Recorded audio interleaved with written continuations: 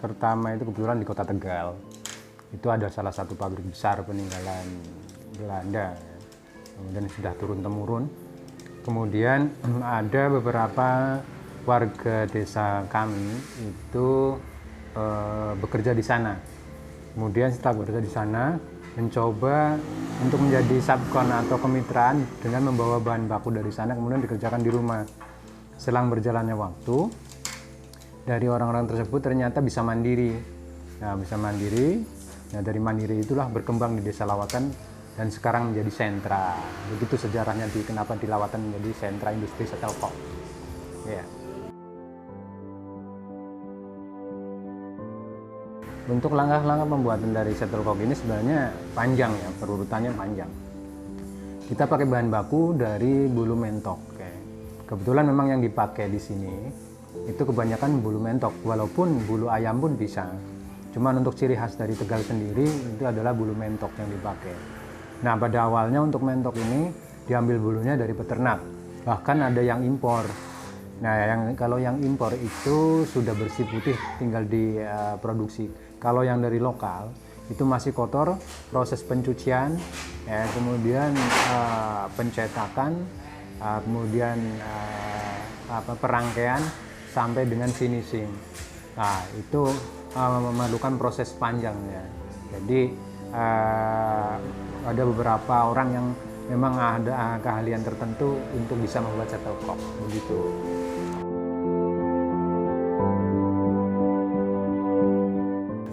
Kebetulan yang kita produksi seperti dari awal yang kami sampaikan bahwa kita memakai bulu dari mentok, ya. Dan itu pun kita pakai klasifikasi dari kelas yang pakai bulu tipis. Karena sebenarnya memang dari bulu mentok itu bisa dibagi-bagi menjadi beberapa jenis yang bisa menghasilkan shuttlecock beberapa jenis pula. Yang salah satunya dari bulu tebal dan bulu tipis dan bulu ekor. Kebetulan kita pakai yang bulu tipis atau bulu segal.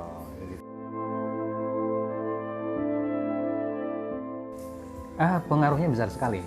Karena memang untuk shuttlecock itu kebetulan kan memang turun-temurun dan menjadi catatan bahwa untuk produksi shuttlecock itu menjadi penopang hidup masyarakat Desa Lawatan.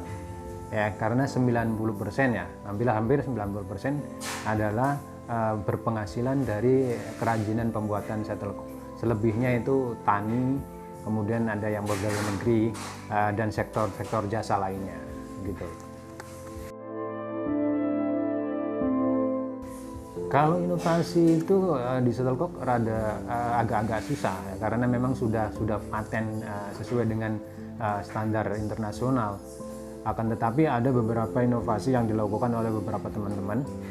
Salah satu contohnya adalah standar dari bulu di salah satu kok itu sebenarnya 16 helai. Cuman ada teman-teman yang berinovasi itu dalam satu kok itu ada 18 sampai 20 helai bulu. Walaupun itu keluar dari pakem yang ada, tapi itu kita hargai sebagai inovasi dan memang ada pangsa pasarnya sendiri. Kalau pengembangan cukup signifikan ya, karena memang ini dari turun-temurun. Akan tetapi ya karena memang kita perkembangan zaman, kita juga mengikuti perkembangan zaman. Dalam arti untuk pemasaran pun, kemudian untuk pembuatan pun, yang dulunya benar-benar manual, kemudian kita agak sedikit diimbangi dengan alat-alat otomatis ya, dengan bantuan alat. Kemudian untuk sosial media juga kita berperan sekali di hal semacam itu. Ya ini, karena memang pasar global itu menghendaki demikian ya. Yang jelas yang luar negeri itu kadang lebih murah. Cuman untuk bisa mempertahankannya kita ada faktor kepercayaan terhadap konsumen, ya kan.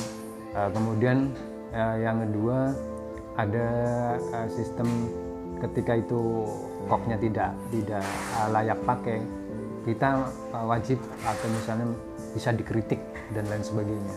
Nah, yang jelas yang lebih utama adalah kepercayaan itu tadi. Kita coba memberikan rasa nyaman kepada konsumen, begitu. Kalau penghargaan terhadap produk shuttlecock, kebetulan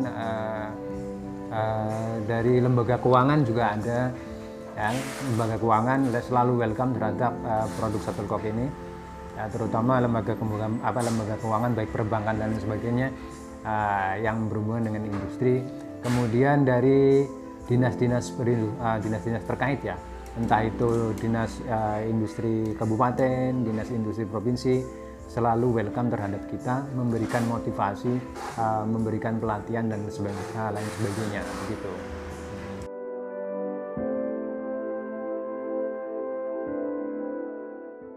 Kalau menjaga kualitas, jelas kita akan pertama dari hulu. Kita harus tahu benar karakter bulu dan sifat bulu itu kan macam-macam, dari bulu lokal sampai bulu import. Itu kan jenisnya macam-macam dan tipenya juga banyak. Kita harus benar-benar pandai mensortir, memilih untuk mendapatkan kualitas bulu yang bagus. Jelas itu kualitas bulu yang bagus pasti ya harganya bagus. Dan kalau jadi barang itu jadi kok ya pasti harganya lumayan bagus juga, mahal. Tapi kita menjaga kualitas dengan cara ya belanja atau mendapatkan bulu yang berkualitas bagus. Tapi harga di pasaran standar normal, nggak terlalu mahal seperti mark pabrikan. Itulah kelebihan dari home industry.